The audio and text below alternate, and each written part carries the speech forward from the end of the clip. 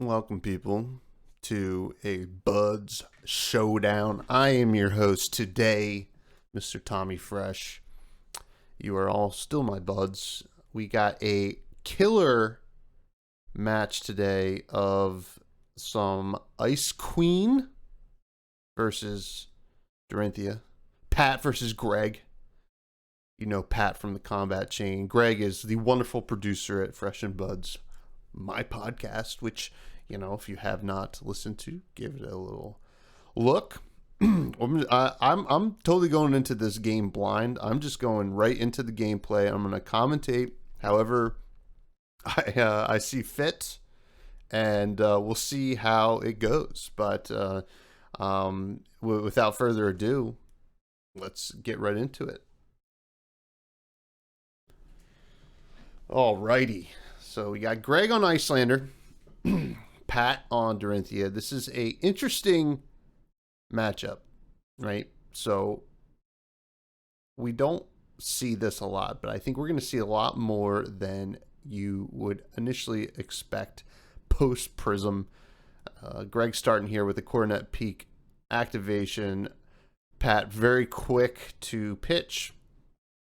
Greg setting up his arsenal. Very important for Iyslander. Get that arsenal set up. Greg was on the play here. So Pat gets a nice full hand. Pat, great guy, love him, but huge Dorinthea simp. But he is one of my favorites out there, and we'll see how he can kind of combat this arcane ice barrage that Iyslander will be bringing in. He starts out with the Spoils of War. Great card here. Kind of pumps up the sword and, also can create some copper tokens, which they might be playing some spice, maybe some cash outs or cash ins. I forget which one it is that is so good with those copper tokens. It's coming in for 5 here. And we see a fused Sigil of Permafrost yellow. We also saw Whispers played earlier, which kind of allows the Waning Moon to be active. Greg responds with the Waning Moon to kind of create some frostbites on Pat's side of the field. Pat's going to pitch looks like another blue. He has Null Rune Hood. He's got AB3, so Null Rune Hood, gloves, and boots, keeping that Courage of Bladehold in his chest slot. So he is able to prevent all 3. He pitched the blue, prevent all 3 of that Waning Moon. There was no ice tokens, frostbite tokens created. Here we see the second attack from Dawnblade. This time coming in for 3. No resources floating anymore for Pat. We see a block from Greg, who doesn't look like he has any cards left in hand. We're going to see if he has to just pass back, or oh yeah, no cards in hand. He showed us right there. Nice mat, by the way, Greg. Love that mat. So Greg's going to draw up here. Pretty unfortunate to be on the defensive so early, but we see a Glistening Steel Blade here from Pat, which is, gosh, this card is brutal. What a addition to the game and to Dorinthea.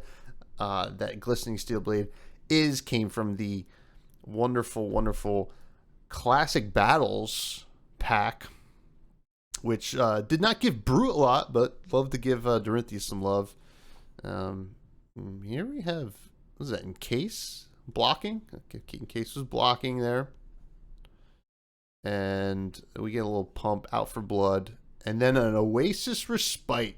Some folks think this card's too good. And is soaking up some, almost all the 7. And I think he also gets gain of life there because he was lower, as Iyslander starts lower. And we have a pretty empty turn from Pat there after that really key Oasis Respite.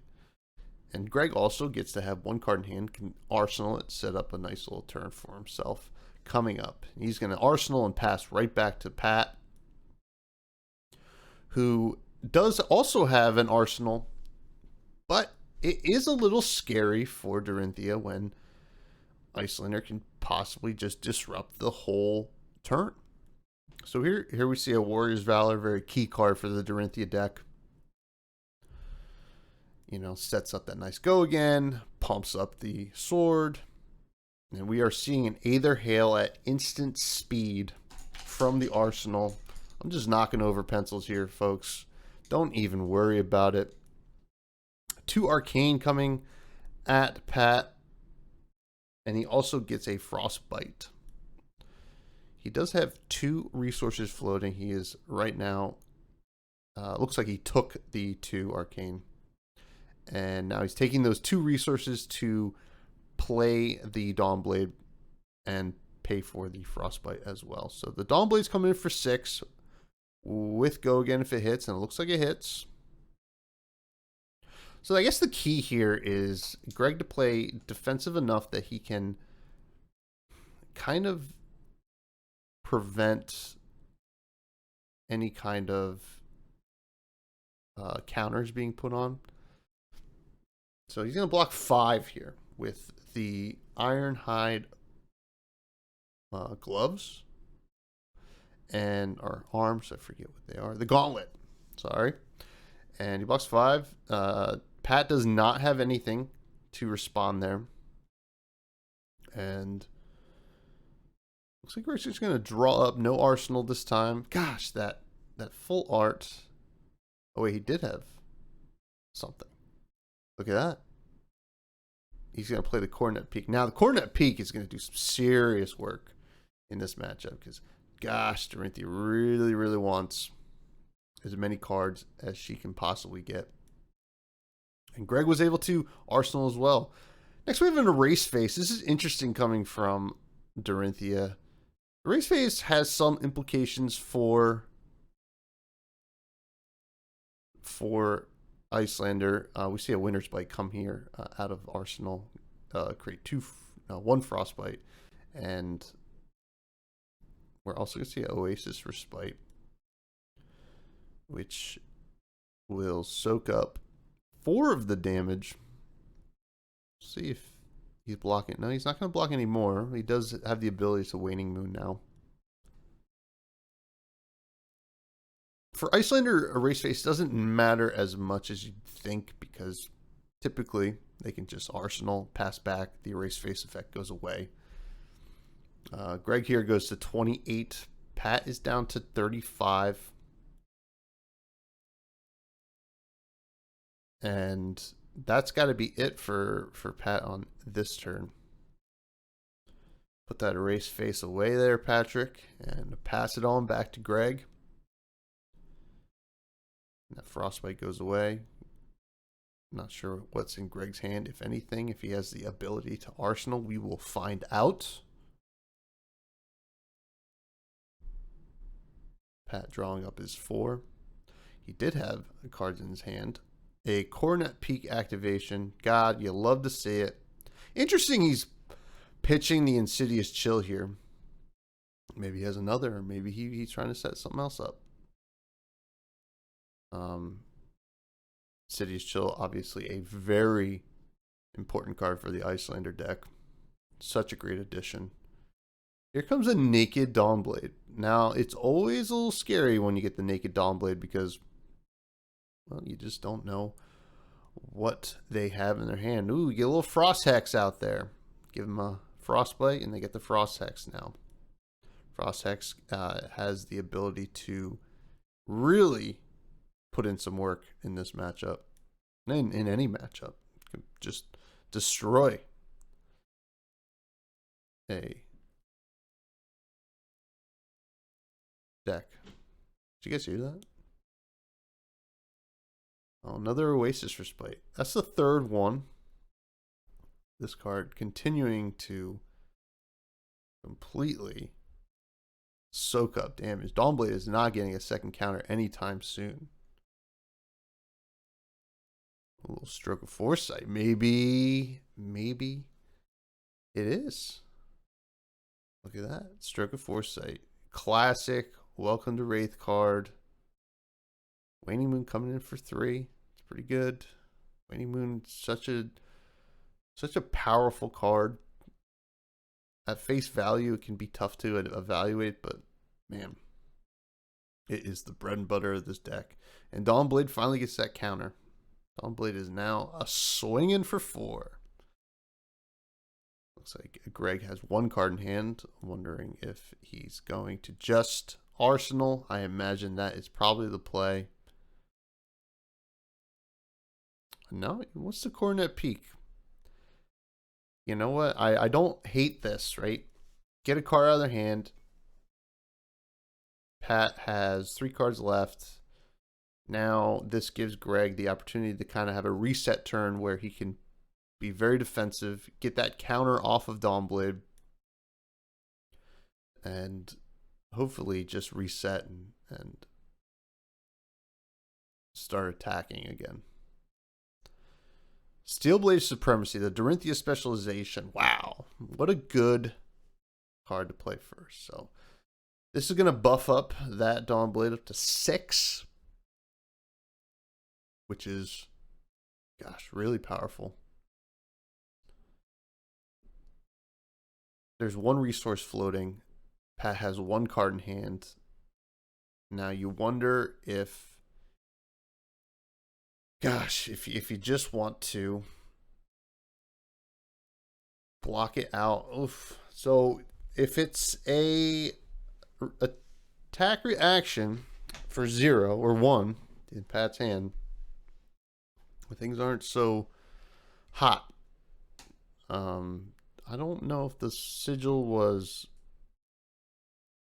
fused, but currently blocking it out, and it looks like Pat's just going to say that is okay by me. And we get to see exactly what I think Greg really wants to do right now, and that is Arsenal the card. You know, I think now's the time to try to gain some momentum. You had that defensive turn. Dawnblade has no counters again. I gotta tell you, the blue count in this Dorinthea deck is impressive. It's blues every turn. A second Frost Hex. Ooh, this is the danger zone, folks. 2 Frost Hexes and a Iyslander specialization can be all it takes to really, gosh, really put the nail in the coffin for any deck.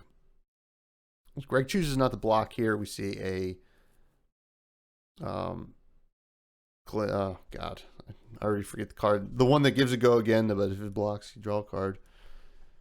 And we see out for blood on the Dawnblade on the second attack here, bringing up to 6 with 3 defended. Greg goes down to 18. We see a counter get onto the Dawnblade. This is not ideal, but if, I think it's Ice Eternal is the card I was thinking about before, that you want to pop off with these Frost Hexes. See a Coronet Peak activation here. This is the second time we've seen Greg do this, but actually, no, it's not. He has another card in hand. He's going to throw that into the arsenal. Hopefully setting up something big here, or maybe just setting up a opportunity to get those counters off the Dawnblade again. Here comes 4. What does Greg have for us out of the arsenal? Ooh, a Cold Snap. Out of the arsenal, which will draw a card, create a Frostbite. Target hero may pay 1. They don't freeze a card in their arsenal. Or ally, which Dorinthea has none. Pat chose not to pay. did not care too much about the Arsenal, but there's a thrust, and the thrust is getting through for 2, which means the counter is staying on. Greg had a precarious life total here at 16. Pat hanging out at 33. You know, there is a lot of cushion there. Pat can just take damage. We're going to see if he does here as Greg threatens 3 arcane. And you know what? He's going to pitch a route. Take 2 of it.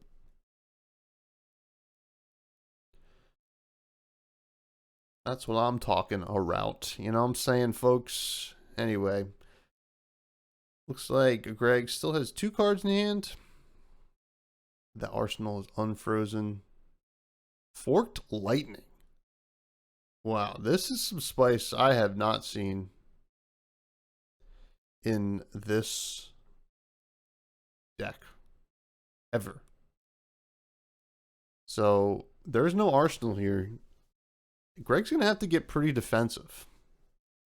Here comes a Courage of Bladehold turn. This is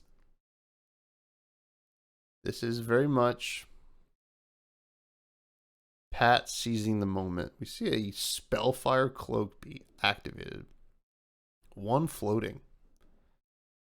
Steel Blade Supremacy. We also see Sharpened Steel there. This first attack is going to be beefy for sure. He gets to attack for 0. It's just crazy. You got 9 coming in. On hit, draw a card. And be able to attack with it the second time. Currently no go again from what I can see. We're going to see a block for 5. There is that 1 resource floating. Target sword attack gains. Go again. And we're going to see the Sigil of Permafrost.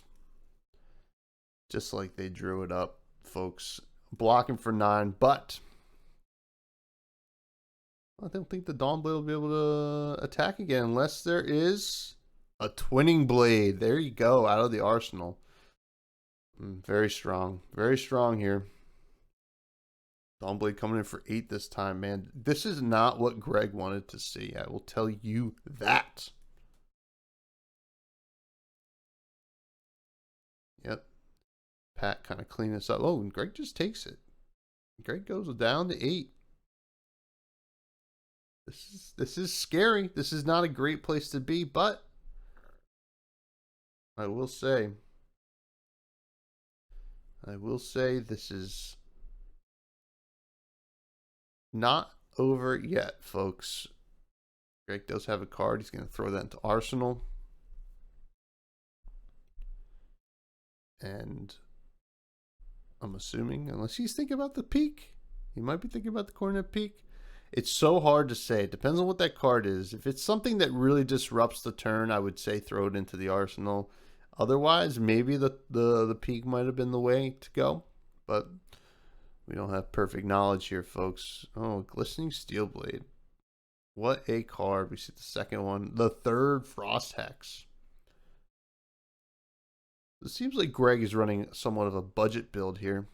No Stormstrider boots. So there's no opportunity for any kind of big pop-off turn. It's got to be all chip damage.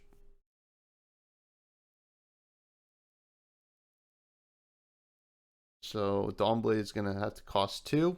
It's coming in for 4. Blocking 2. Blocking 5 here. The peak will be gone. Let's see if Pat has a Iron Song response, which this is not looking good, folks. This might be all she wrote. So Pat still has to pay to attack again. Pitching it looks like a red to me, to attack for 5. Oh, it might have been a yellow. Yep, yellow. Attack for 5. Here's a block for 6. Can he push through?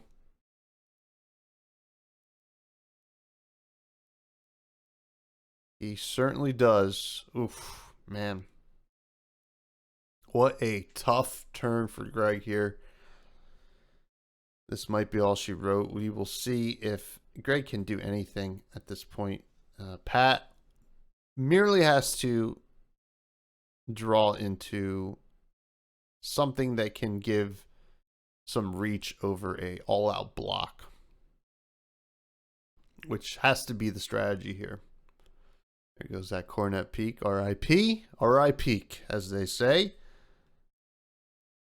Let's see what we got going here. Greg's just going to draw up, pass back.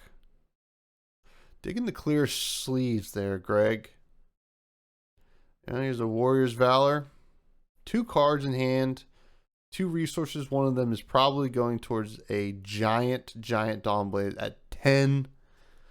It's brutal. I don't know if a full block is going to do this, because all it takes is one Stroke of Foresight or Iron Song response or anything. So the 6 must mean that Greg has a Sigil of Permafrost. Does Pat have anything? We will see here right now. He's looking. He's in the tank. There is the Singing Steelblade, which is going to be all it will take. Pushes over the damage. Going to give the sword go again. And he is also going to just grab something that, heck, he could just grab something that will put Greg away for the rest of his life. And there is the Iron Song response. Good game, folks. Quite the matchup here.